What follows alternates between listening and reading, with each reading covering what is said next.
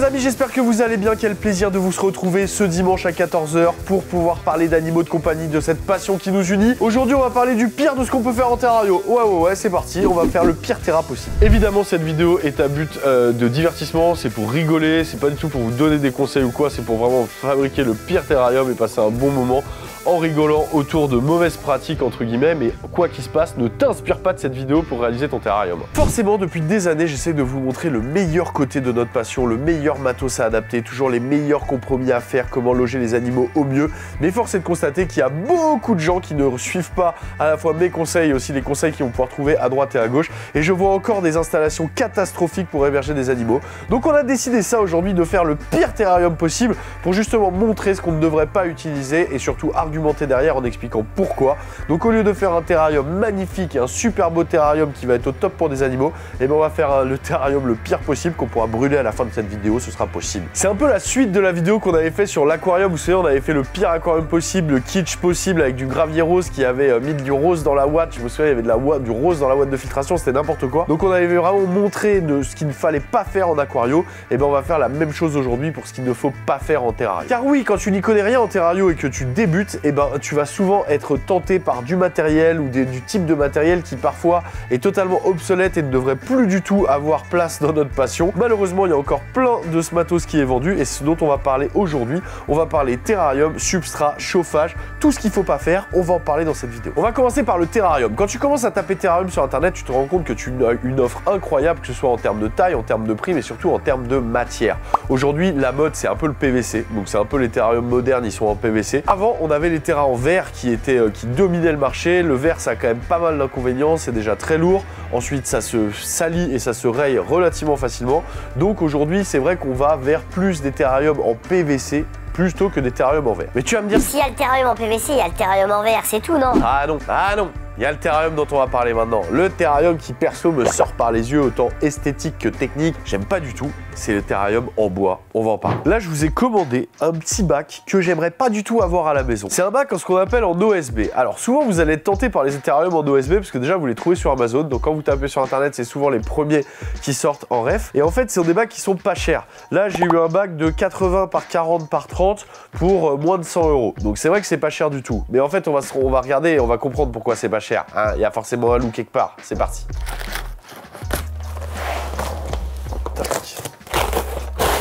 Alors, voilà, tout ce que je déteste. Ok, donc vous voyez en fait l'OSB c'est quoi? C'est du bois qui est reconstitué, donc c'est des petites lamelles de bois qui vont être agglomérées entre elles pour refaire des planches, donc c'est pas du tout brut ou quoi, c'est totalement reconstitué. Donc déjà esthétiquement, moi perso je trouve ça dégueulasse. Alors il y a des gens qui aiment bien, mais l'esthétique en fait c'est propre à chacun et c'est totalement subjectif, donc je ne jugerai jamais ça.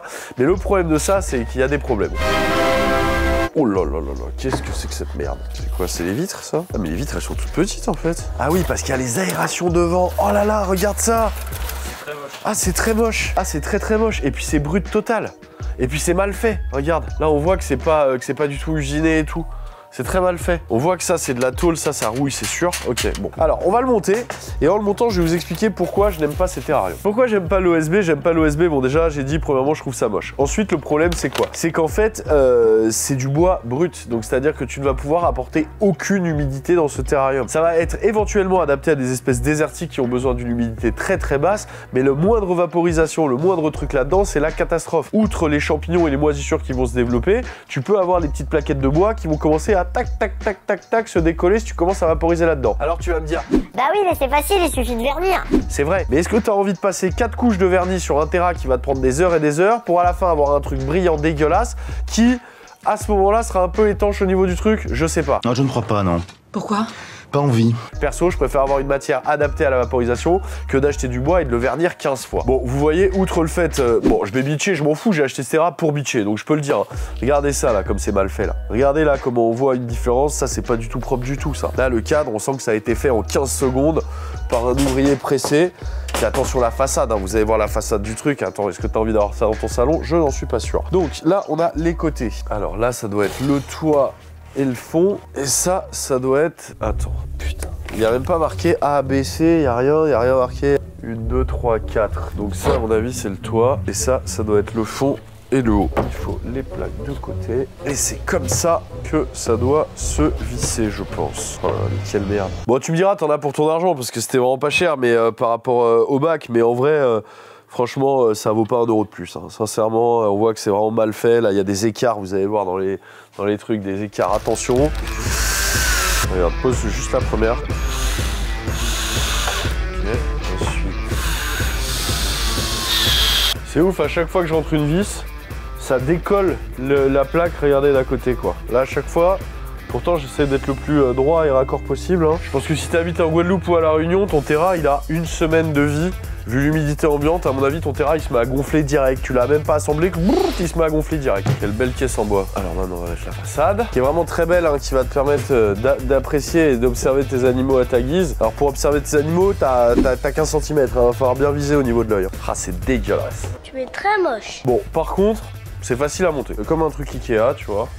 La qualité en moins. Bon ok, c'est très facile à monter, par contre je me suis déjà mis 3 échards dans le montant. Donc si moi je me mets des échards dans le montant, t'inquiète que ton animal il va s'en mettre aussi s'il commence à longer les parois ou à grimper contre, ce qui peut être dangereux pour lui. Tu prends un serpent, il se prend une écharde au coin de l'œil, c'est pas tip top, tu vois. Ensuite, deuxième truc, à chaque fois que j'ai vissé quasiment, ça a éclaté les bords. Là, vous voyez là par exemple là, ça a éclaté les bords, donc vraiment la qualité est pourrie. Le seul truc, à la limite qu'on peut lui reconnaître, c'est ça a l'air assez solide, on doit pouvoir les empiler, mais pas trop, surtout si tu mets du poids en substrat et tout, on va en parler derrière.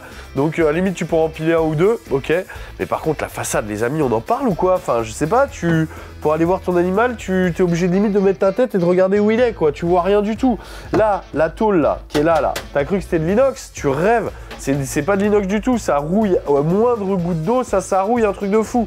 Donc on oublie les vaporisations. De toute façon les tasseaux là de la façade ils sont bruts aussi. Donc si tu vaporises ça va être la catastrophe, tu vois. Tu vas me dire oui mais moi ma Panthérophis j'ai pas besoin de la vaporiser. Bah ta Panthérophis en vrai, non seulement elle va se prendre des échardes, mais en plus tu vas pas l'avoir dans ce genre de bac. Donc personnellement, c'est vraiment pour moi le pire des terrariums, l'OSB, c'est le pire qui puisse se faire. Si toi aussi tu trouves que c'est dégueulasse, n'hésite pas à me le mettre maintenant dans les commentaires, tu me tapes un petit c'est dégueulasse, ça va me faire plaisir, au moins je me sentirai moins seul. Alors, le terrarium forcément il faut l'éclairer, donc avant de le chauffer, il va falloir mettre un éclairage. Donc il existe aujourd'hui plein de LED qui vont reconstituer la lumière du jour, ou des néons qui ont une température de couleur adaptée qui reconstituent la lumière du jour.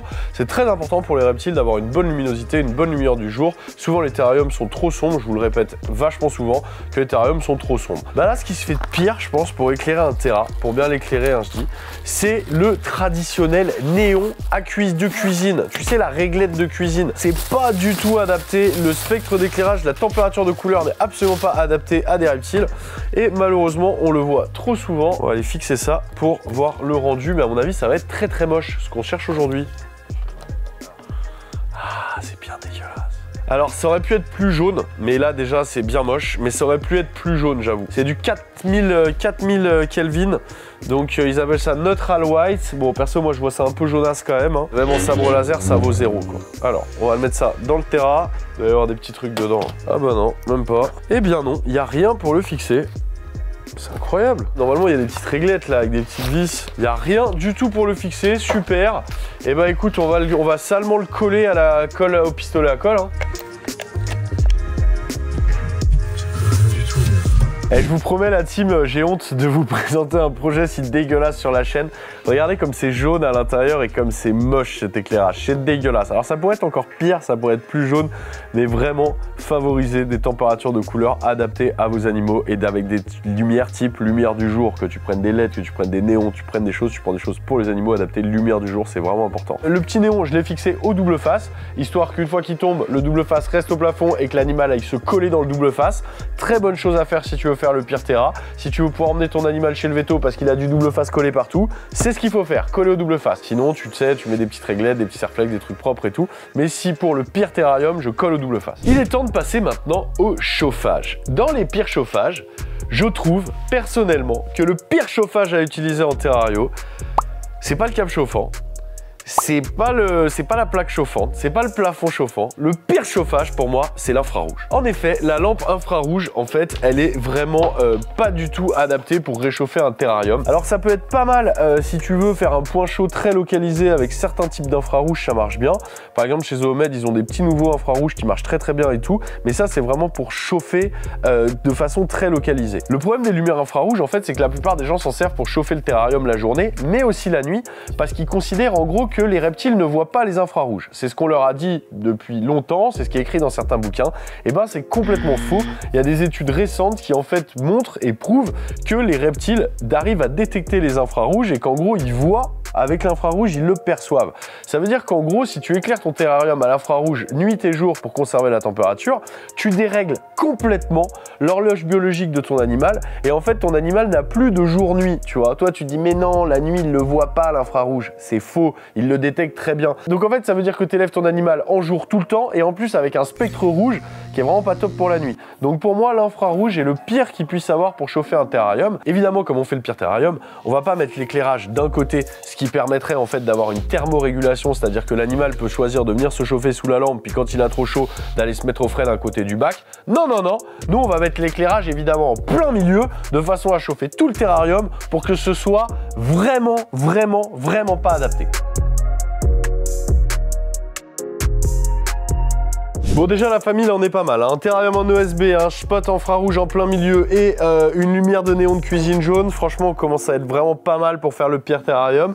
Maintenant on va parler substrat et là aussi on a des trucs à dire. Dans la famille substrat je demande le pire et là j'ai deux options. Soit j'ai le tapis en gazon synthétique qui est vraiment dégueulasse, qui était vachement à la mode dans les années 90, on voyait beaucoup de serpents sur des tapis en gazon synthétique. C'est dégueulasse et c'est pas adapté pour plein de raisons. D'une part quand l'animal fait ses besoins dedans c'est compliqué de le nettoyer, il faut sortir tout le gazon, le frotter et tout, c'est vraiment pas propre du tout. Ensuite niveau confort c'est pas top, franchement l'animal c'est assez rigide et donc le serpent il est pas bien là-dessus tu vois, ou même le lézard ou quoi. Donc le gazon synthétique je pense que c'est l'un des pires substrats pour un terrarium. Mais vient en numéro 2, le sable fin. Je n'aime pas le sable. En effet, quand tu es débutant, tu vas souvent être orienté vers des animaux qui sont relativement faciles à trouver dans les animaleries et répandus, c'est-à-dire les Pogona viticeps, les gécoléopards principalement. Et comme tu vas te dire, Bah ouais, mais ces animaux, ils viennent du désert, et dans le désert, il y a quoi? Il y a du sable.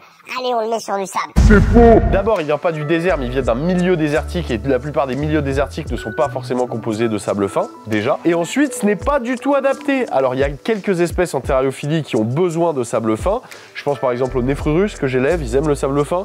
Je pense aussi à tout ce qui va être vraiment gecko qui vit dans les dunes, type Pachydactylus rangei, ou par exemple les Pténopus, donc tous ces lézards qui vont avoir vraiment besoin de sable fin. Mais c'est une infime partie des espèces qu'on va élever sur ce sable. Le reste, c'est pas du tout adapté le sable. Tu mets un Pogona là-dessus, ça peut très mal se passer. Pourquoi? Parce que déjà, le sable, il va lui rentrer partout dans les voies respiratoires, il va en manger quand il va consommer ses aliments, donc il va ingérer régulièrement du sable, et ça va créer en fait ce qu'on appelle des occlusions. C'est-à-dire que le sable ne va pas être digéré, va rester dans l'estomac de ton animal, va faire à la fin des boules, et à la fin, tu peux te retrouver avec des boules de sable agglomérées grosses comme ça, dans des tout petits estomacs de gécoléopards par exemple. Donc le sable, c'est vraiment une idée de merde de mettre ça, sauf si tu as un animal qui en a vraiment besoin. Mais si tu as un animal pour débutant, il y a peu d'animaux pour débutants qui demandent du sable fin. C'est vraiment pourri. Alors je pense que esthétiquement c'est assez joli et c'est pour ça que vous partez souvent là-dessus, mais en vrai c'est pas du tout adapté à l'animal. Un gécoléopard ou un Pogona, il faudrait lui mettre par exemple de la terre argileuse ou du sable argileux type desert bedding de chez Lucky Reptile, où il y a d'autres marques qui font la même chose. C'est des substrats relativement fins comme ça mais argileux que tu vas répandre dans ton terrain, tu vas le vaporiser, tu vas le laisser sécher 2 jours et au bout de 2 jours ça va faire un sol dur comme du béton et une croûte terrestre, tu vois. Donc oui, tu te retrouves avec un substrat de sable argileux, mais c'est ultra dur, ultra solide, et si l'animal il mange dessus, bah, il peut pas en ingérer, tu vois. Alors que ça, il va se régaler à chaque fois qu'il va manger une proie ou des végétaux qui par contact vont toucher le sable, et à la fin, tu es sûr de finir chez le veto. En plus, l'avantage de ce sable fin combiné à ce terrarium, c'est quand ton animal va creuser ou va se balader devant la façade, vu l'ouverture de la grille et de la façade, il va foutre du sable partout à l'extérieur, regarde. On se retrouve donc maintenant à passer à la partie déco, et là franchement qu'est-ce qu'il y a de pire qu'un terrarium peu fourni, à moitié vide, avec très peu de cachettes. C'est vraiment là-dessus qu'on va partir pour vraiment aller au top de ce qu'il faut pas faire. Bon les amis, maintenant que notre terrarium est très mal équipé, il va être temps de le très mal décorer. Donc qu'est-ce qu'on peut faire de pire que de mettre une déco à la fois, à la limite que ce soit visuellement moche, bon ça l'animal il s'en fout en fait que ce soit visuellement moche, mais il faut que ce soit quand même adapté. Donc là je vais vous faire un peu ce que je vois souvent dans des terrariums. Alors sur le Bon Coin, souvent quand tu voyais, alors maintenant on n'a plus le droit de vendre des animaux sur le Bon Coin, mais quand je voyais des animaux à vendre, souvent c'est le genre de bac qu'on voyait pas mal à vendre. Où vous savez, les gens ils vont juste mettre une branche comme ça là, qui va dans un coin, voilà, qui de préférence va aller taper dans les fils là-haut pour que l'animal puisse bien décoller les fils du plafond, c'est important si on veut vraiment faire les choses mal, pas correctement. Donc là je vais mettre une deuxième branche quand même, voilà. Évidemment, on va rajouter de la déco en mettant des caillasses. De préférence dépareillées, ce sera encore plus vilain. Donc on va mettre un caillou ici et un caillou ici, voilà. Et évidemment, on va mettre une petite touche d'exotisme à travers des plantes magnifiques, mais qu'on va choisir en plastique parce que c'est plus pratique à nettoyer. Je me mets vraiment dans la peau du mec qui veut faire les choses très mal. J'ai trouvé cette magnifique fougère, Néphrolepis. Alors j'avoue, franchement, elle est pas trop mal faite. Genre à quelques mètres, elle est plutôt bien faite, donc limite elle va pas dans mon tuto parce qu'elle est presque un peu trop bien faite. Mais par contre, regardez, j'ai trouvé ces magnifiques petits cactus à fleurs là, auxquels on peut donner une petite forme. Et je pense que ça va donner vraiment un cachet à l'installation. Là, je n'en peux plus, je suis en bout du rouleau. Ça va être magnifique avec cette petite touche de verdure qu'on va mettre dans l'angle là. Clac, regardez, ça trop beau. Et ça, on va en mettre un bien devant, histoire qu'on le voit pas, et un bien derrière, voilà.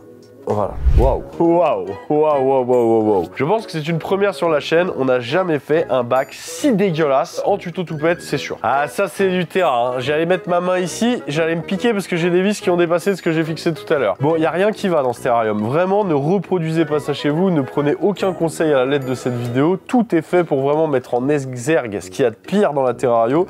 Et là, je crois qu'on est arrivé sur l'exemple type du pire bac. Il n'y a rien qui va. Que ce soit au niveau du terrain, au niveau de l'équipement, au niveau de la déco, il n'y a rien qui va. Donc, ne refaites pas ça, parce que faire ça à ces animaux, bah franchement, c'est clairement de la maltraitance. Hein. Mettre des animaux sur du sable fin alors qu'ils ne sont pas adaptés pour, c'est de la maltraitance. Ne pas permettre à un animal de se thermoréguler, c'est de la maltraitance.